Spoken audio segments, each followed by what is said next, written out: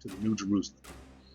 Today we're going to do a survey of the Tower of Babel, and we're going to explain it. And this is sponsored by Harmony House of Deliverance Ministries. I'm Bishop Leonard Ledoux Jr., and I'd like to welcome you to this survey as we go through on how the Tower of Babel, and we're going to explain it because I know a lot of people have had in the past wanted to understand how the Tower of Babel was done and just around the mechanics of it itself. And we're going to discuss it and how God decided to change everybody and the reason why the Tower of Babel was so bad. So we're going to discuss that today.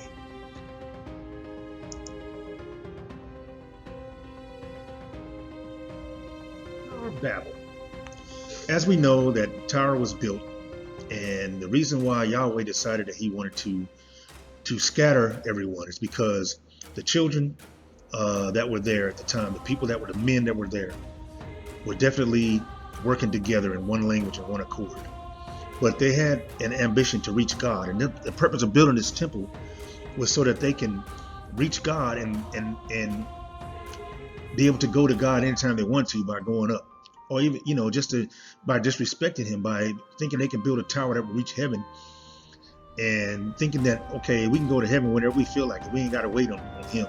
We can do it when we want to. So thus Yahweh got upset with this because of them doing this. Even though he enjoyed the miraculousness of how they came together as one on one accord, it was for the wrong reasons.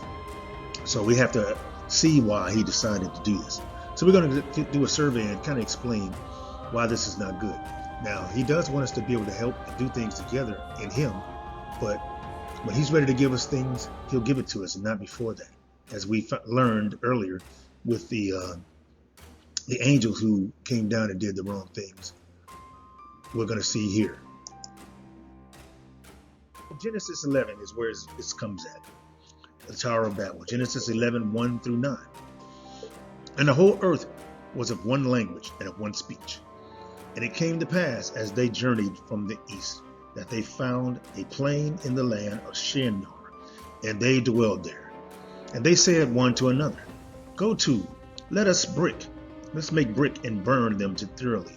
And they had brick from stone, slime had they from mortar. And they said, Go to, let us build us a city and a tower, whose top may reach unto heaven. And let us make us a name, lest we be scattered abroad upon the face of the whole earth. And the Lord came down to see the city and the tower, which the children of the men built. And the Lord said, Behold, the people is one, and they have all one language. And they this begin to do. And now nothing will be restrained from them, which have imagined to do. Go to, let us go down, and there confine their language. And they may not understand one another's speech. So the Lord scattered them abroad from thence upon the face of the earth, and they left off to build the city. Therefore in the name of it called Babel, because the Lord did there confront the language of all the earth, and from thence did the Lord scatter them abroad upon the face of the earth. So this is how we got different languages, because of them being cocky during this time. Let's kind of talk about this. The Tower of Babel and the confusion of tongues. Okay. As we can see here, according to what was written in the book of Jubilee, a understanding of even the size of how big this tower was. So here and it kind of correlates with Genesis, as the book of Jubilees explains. Here we see, and in the 3 and 13th Jubilee, in the first year, in the second week, Peleg took to himself a wife, and whose name was Lameni, the daughter of Shinar, and she bare him a son in the 4th year of this week, and he is called his name Ren. Okay, so it goes into that. But here we're going to see how in this passage it talks about in how big this tower was. And in verse 21 it says, and they built it 43 years. 43 years it took them to build this thing. Were they building it? It rated with 203 bricks, and the height of a brick was of the third of one. Its height amounted to 5,433 cubits and 2 palms, and the extent of one wall was 13 staves, and of the other 30 staves. And the Lord of our God said unto them, Behold, they are one people, and this they begin to do, and now nothing will be withholding from them. So what he was trying to say was, if they were to succeed in this, then man would have a cocky heart, and it would be nothing that they think they couldn't do if they were to reach God. So he had to stop them, because he had to keep man in his place. Man was stepping out of bounds of what he was supposed to be doing. So after the decline of the fall of the most ancient church, a new church, what Sidney Boyd terms the ancient church, arose. And that's basically what this was. After the flood, this is what came about. And they came together. And there were 3 waves of sub-churches in the ancient church. The story of the Tower of Babel is a summary story of the first of these ancient church waves, telescoped into the first 9 verses of Genesis chapter 11. And when this church arose, its members had one doctrine, one common held such of beliefs, as significant in verse 1 when it talks about them having one lip or language. In verse 2, the journeying from the east signifies a moving away from the purity of this first state, that is, a decline. Then in verse 3, the decision to make bricks is the internal sense, talking about a phase when falsities that were produced by evil desires began to rule their lives. When the people built a tower aimed to reach to heaven from their bricks, this represents that some people began to dominate others by means of divine worship, where most falsities was built in the love of self. Again, we're talking about man thinking that he was God, the same spirit that Satan had when he decided to rebel. The people are then confronted that they can no longer understand each other, and there are dispensed across the face of the earth. What this means is that there was a judgment of this church, and that's what God did. He made a judgment on that church, and that its worship for love of self was expunged, but also that its internal worship ceased and began an external representation of worship. So he had to stop it. Chapter contents. One language in the world, the building of Babel, is in 1 through 4. The confusion of tongues. The builders of Babel dispersed, 5 through 9. And the descendants of Shem, 10 through 26. Terah, father of Abraham, or Abram, grandfather of Lot. They removed to Haran and 27 through 32. But the commentary here that we talk about here is basically on Genesis 11, 1 through 4. Here some men forget the most tremendous judgments go back to their former crimes. Though the desolations of the deluge, which is the flood, were before their eyes, there they sprang from the stock of righteous Noah. Yet even during his lifetime, wickedness increases exceedingly. So what God is showing us here is that even though the flood happened, even though the flood happened and wiped out most of the evil men from that time, when they got off the boat, when they got off that ark, Shem and his people had evilness in them as well. And they brought it out, and it started happening again, all over again. So in order for that not to continue to go to the stand that it was going to be, it was taken, God had to take them and confuse them. Thus the word Babel, confusing them. Nothing but the sacrificing grace of the Holy Spirit can remove the sinful lust of the human will and the depravity of the human heart. God's purpose was that mankind should form many nations and people all lands. In contempt of the divine will and against the counsel of Noah, the bulk of mankind united to build a city and a tower to prevent their separating. So he did that because they didn't want to go out and start the world. I mean, the world had to start in different places and different things, but if they would have stayed there, then this whole world would have been one language, and it just would have been everybody all knowing everyone. So it was done this way for a reason, to stop them from thinking the same and for them to be able to go out on their own. Idolatry had begun again, and Babel became one of the chief seats because that tower would have became a god. They made one another more daring and resolute. So let us learn to provoke one another to love and to good works, as sinners stir up to encourage one another's works. Here is an expression after the manner of men. The Lord came down to see the city. God is just as fair in all he does against sin and sinners, and condemns none unheard. Pious Elber is not found among the ungodly crew, for he and his are called the children of God. Their souls join not themselves to the assembly of their children of men. God suffered them to go on some way, that the works of their hands, from which they promised themselves lasting honor, might turn to their lasting reproach. God has wise and holy ends in allowing the enemies of his glory to carry on their wicked projects a great way and to prosper long. Observe the wisdom and mercy of God in the methods taken for defending this undertaking. And the mercy of God is not making the penalty equal to the offense, for he deals not with us according to our sins. The wisdom of God in fixing upon a sure way to stop these proceedings. If they could not understand one another, they could not help one another. This would take them off from their building. God had various means and effectual ones to baffle and defeat the projects of proud men that set themselves against him, and particularly he devised them amongst themselves. So that's what he had to do, because they were proud and they thought that they had everything. So they was going to make themselves be up in God's face when they didn't need to be. So he had to stop them. Notwithstanding their union and obstinity, God also above them for whoever hardened the heart against him and prospered. Their language was confronted or confounded. We all suffer by it to this day, in all the pains and trouble used to learn the language we have occasion for. We suffer for the rebellion of our ancestors at Babel.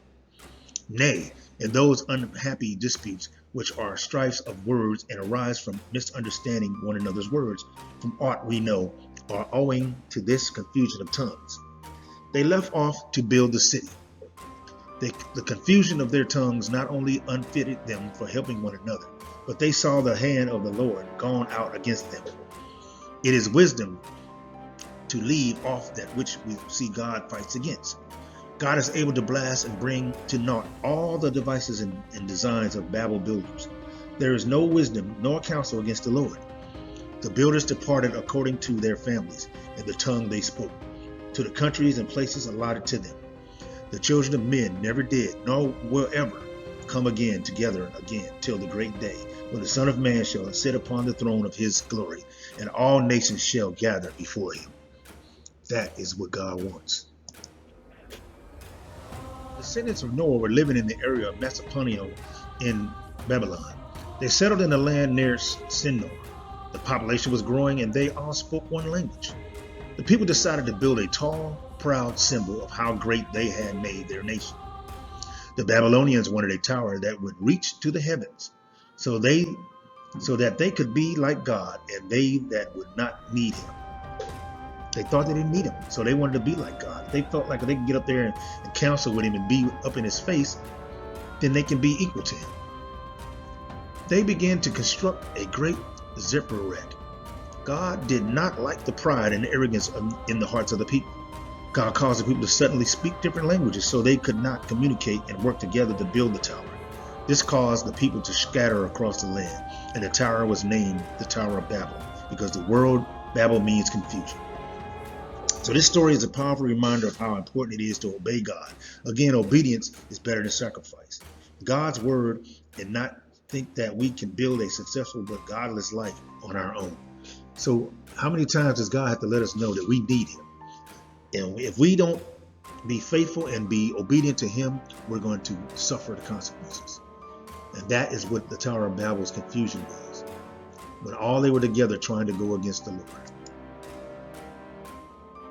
The book of Jubilees contains one of the most detailed accounts found anywhere on the tower. And they began to build, and in the fourth week they made brick and fire, and brick served them from stone and the clay, which made them cemented them together.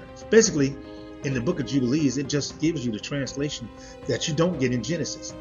It tells you how big and what the dimensions of the actual tower was. That's why it's important that we continue to use these books that aren't in the canon, because these books give us more explanation of a lot of things that we're missing by just using the 66 books. God is not contained in 66 books. And when man came together and decided that those books would be the only ones that we would use to get ourselves into God, it was a mistake. So here, and we're going to make sure that you learn that it's more to it than just those 66, because all of God's word is important, not some of it, not what we think is important to us, but all of it is. We need to use it all. The Pseudo-Plato version is the direction of the building is ascribed not only to Nimrod, who was made prince of the Hamites, but also to Jotam as prince of the Semites, and the Phineu son of Dinamin as prince of the Japhites. 12 men are arrested for refusing to bring bricks, including Abraham, Lot, Noah, and several sons of Jotam. However, Jotam finally saves the 12 from the wrath of the other two princes. And see, we would never know this if we were just only going to stick with the account that's in Genesis.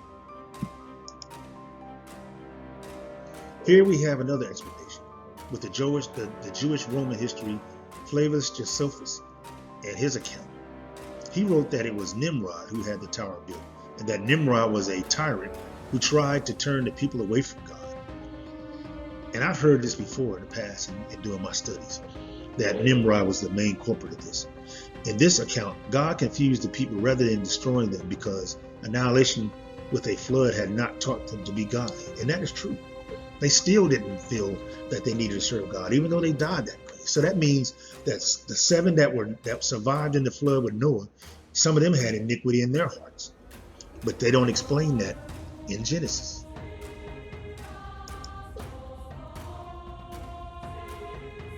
Now it was Nimrod who excited them to such an affront and contempt of God. He was the grandson of Ham, the son of Noah, a bold man and a great strength of hand. He persuaded them not to ascribe it to God, as if it were through his means that were made happy, but to believe that it was their own courage which pursued their happiness. He also gradually changed the government into tyranny, seeing no other way of turning men from their fear of God, but to bring them into a constant dependence of his power. So he made himself a God. Now the multitude were very ready to follow the determination of Nimrod, and to esteem it a piece of cowardice to submit to God. And they built a tower, neither sparing any pains, nor being in any degree neglected about the work, and by reason of the multitude of hands employed in it, it grew very high, sooner than any one could expect. But the thickness of it was so great, and it was so strongly built, that thereby its great height seemed upon the view to be less than it really was. It was built of burnt brick, cemented together with mortar, made of bitumen, that is, might not be liable to admire water. When God saw that they acted so madly, he did not reserve to destroy them utterly, since this were not grown wiser by the destruction of the former sinners in the flood. But he caused a torment among them, by producing in them devised languages, and causing that through the multitude of their language they should not be able to understand one another. The place wherein they built the tower is now called Babylon, because of that confusion of their language, which they readily understood before. For the Hebrews meant by the word Babel, confusion. And the Sibyl makes mention of the tower and the confusion of the language, which she says thus: we are men were of one language. Some of them built a high tower, as if they were thereby ascended up to heaven by the gods, sent storms of wind and overthrew the tower, and gave everyone a peculiar language. And for this reason it was that the city was called Babylon. Wow, interesting. In the Greek apocalypse of Baruch, and this is in the book of Baruch, the third apocalypse of that book. There's 3 books that is written in this, and it has its this thing on its description of what happened. Among the sinners are those who are inundated with the Tower of Babel. In the account, Baruch is first taken in a vision to see the resting place of the souls of those who built the Tower of Strife against God, and the Lord banished them. Next, he is shown another place and there occupying the forms of dogs. Those who gave counsel to build a tower, for they whom they seeth drove forth multitudes of men and women to make bricks, among whom a woman making bricks was not allowed to be released in the hour of childbirth, but brought forth while she was making bricks, and carried her child in her apron, and continued to make bricks. So you see, God was upset, and in Baruch, he actually took him to where those people that was making it, where they ended up being, so that he could see it. And the Lord appeared to them and confused their speech when they had built the tower to the height of 463 cubits. Wow, that's very large. Yes, and 463 cubits is 729.13385 feet high. That's very high, especially for that time frame, for them to not to have the type of construction equipment that we use today. That's very high. And they took a gimlet and sought to pierce the heaven, saying, "Let us see whether the heaven is made of clay, or of brass, or of iron." And so what they mean by that is they took a sword, or not a sword, but a arrow, and tried to shoot it into heaven to see what heaven was made of. When God saw this, he did not permit them, but smote them with blindness and confused of speech, and rendered them as thou seest. And that's how it is explained there.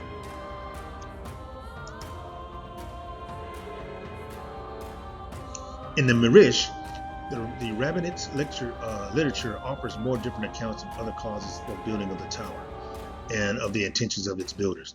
But according to the Mirish, the builders of the tower, called the generation of secession in the Jewish sources, said God had no right to choose the upper world for himself and to leave the lower world to us. Therefore, we will build us a tower with an idol on the top holding a sword, so that it may appear as if it is intended to war with God. And that, is crazy. But the building of the tower was meant to bid defiance not only to God, but also to Abraham, who exhorted the builders to reverence. The passage mentions that the builders spoke sharp words against God, saying that once every 1,656 years, heaven tottered so that the water poured down upon the earth. Therefore, they would support it by columns, that they might not be another deluge. So they thought that they could stop God from bringing water from heavens to make another flood. So that's why they did this. And it's amazing that they would turn around and do something like this after they were spared, or they were new. So they were going by the accounts of what was told to them in the past. And some among the generation even wanted to war against God in heaven. I don't know why they thought they could do that. I guess they felt that God was a man like they were. So they felt that when they got up there, that they could actually war against him. They were encouraged in their undertaking by the notion that arrows that they shot into the sky fell back dripping with blood, so that the people really believed that they could wage war against the inhabitants of the heavens. And that's really stupid. According to Jophus and Meresh, it was mainly Nimrod who persuaded his contemporaries to build the tower, while other rabbinical sources assert, on the contrary, that Nimrod separated from the builders. According to another account, 1/3 of the tower builders were punished by being transformed into a semi-demonic creatures and banished into 3 parallel dimensions inhabited now by their descendants. That is the first time I ever heard of that. So I don't know if that's true or not. Although not mentioned by name, the Quran has a story with similarities to the biblical story of the Tower of Babel. Although set in the Egypt of Moses, Pharaoh asks Haman to build him a stone or clay tower so that he can mount up to heaven and confront the God of Moses. Another story in Surah 2:102 mentions the name of Babel, but tells of where the 2 angels Hurrah and Murad taught magic to some people in Babylon and warned them that magic is a sin, and that they're teaching them magic is a test of faith.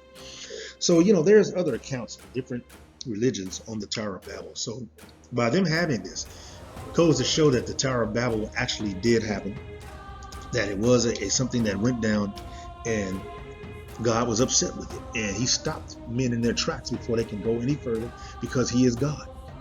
And men need to understand that they don't have the power to go against God. And if they want to rebel against God, they're going to have to suffer the consequences of that. In the history of the prophets and kings in the 9th century, Muslim theologian al-Tahari, a fully version of is given. And Nimrod had the tower built in Babel. God destroys it, and the language of mankind, formerly Suratic, is then confused into 72 languages. And that's what I was told before, that it was 72 different languages. I had read that and had found that in research.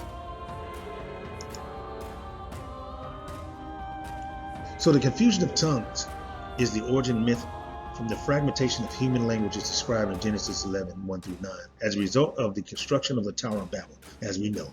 Prior to this event, humanity was slated to speak on one single language, as we know.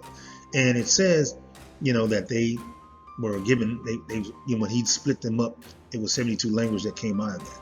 So in order for the world to be populated like it had to be, this was something that had to happen. Even if they didn't come together on that, God was going to have to figure a way, which he is God, can do anything he wanted to, was going to come up with a way to separate everyone so that they would all populate the earth and be of different accord and not on the same. So this is what we see and this is what we have. And that's what happened there. And it continues. As we can read here, Dante had his own favors of things and what he thought, and tried to make it into comedic relief on how the languages were taken from the Adamitic language, which was a language that was spoken before everybody had that same language that Adam was speaking, until the languages were split. So now we see that there's always going to be somebody who's going to try to take this and change it around the way God had it. So the literal belief that the world's linguistic variety originated with the Tower of Babel's in pseudo-logistics or linguistics, and is contrary to the known facts about the origin of the history of language. In the biblical introduction of the Tower of Babel account in Genesis 11:1, it is said that everyone on earth spoke the same language. But this is inconsistent with the biblical description of the post-Noahic world described in Genesis 10:5. where it is said that the descendants of Shem, Ham, and Japheth gave rise to the different nations, each with their own language. So if that was true, and they only had their own languages, is this just a precursor of what was going to happen, or this was said before the story of Babel was explained on how they got their own languages? Because to me, it would make sense. How would Shem, Ham, and Japheth have different languages on the boat coming off? Because they're always in one family together. So I think that this was just an account to let everybody know that those three, because they had different languages after the tower, that they all decided to move on. And that is what was given in that account, even though it was said in the chapter previous to the chapter where the Tower of Babel was actually explained. And then I believe that that would be the case.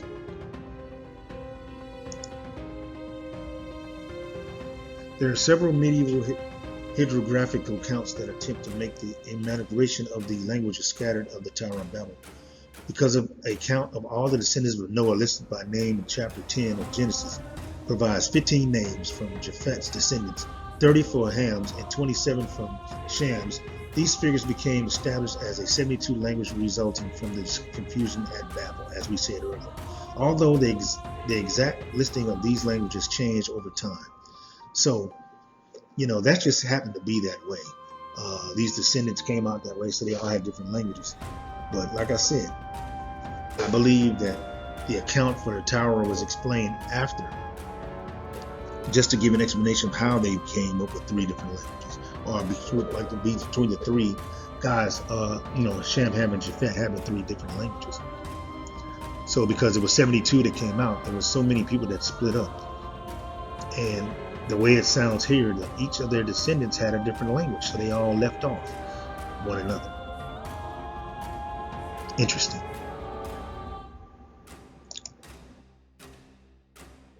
Here is another account again of how high and how tall the tower was, and giving it its height, and again using the discussion of the Eiffel Tower as a way to kind of demonstrate how tall it was. It was pretty long. It was pretty tall. And it was taller than any structure built in human history until the construction of the Eiffel Tower in 1889, which is 324 m, which is 1,063 feet in height. Interesting. In conclusion, we can say that the linguists have been able to narrow down several thousand languages in the world to begin, or to about 70 origins to the same number of families in this section of Genesis. Evolutionists tried and have great difficulty explaining the origin of development of all the different languages because they can't. God has given his people the opportunity to obey on their own, but when they didn't, he scattered them throughout the world. After the flood, God wanted his people to go out and populate the world, but his people disobeyed, staying in one place, and built a tower to make a name for themselves. As we know, there are consequences for our disobedience against God. Genesis 11:9 says, "Therefore its name is called Babel, because there the Lord confused the language of all the earth. And from there the Lord scattered them abroad over the face of all the earth." Some creation historians say that God placed people throughout the world, but other creation historians believe that these 70 core families set off on their own to find new areas to populate. Those that spoke the same new language stuck together. During this time, the Ice Age, or the Ice Age that followed the Great Flood and the lowering sea level in areas which have made travel to the different continents we know today possible. It is also theorized that the reason we have different races and ethnicities is because of physical adaptation to the various climates and surrounding among these 70 families. The lifespans of people were much longer back then too, sometimes several hundred years. This allowed them to have many more children over several decades, leading to rapid growth of civilizations over a relatively short period of time. So that is what we get on the Tower of Babel, and this is what I believe to be the truth. So continue to follow us as we go forth in this thing. We will continue to find out things that's in the. We'll continue to do things that's there, and we'll continue to search and find the answers for everyone, so that we all can be well learned and know what's going on. Until next time, God bless.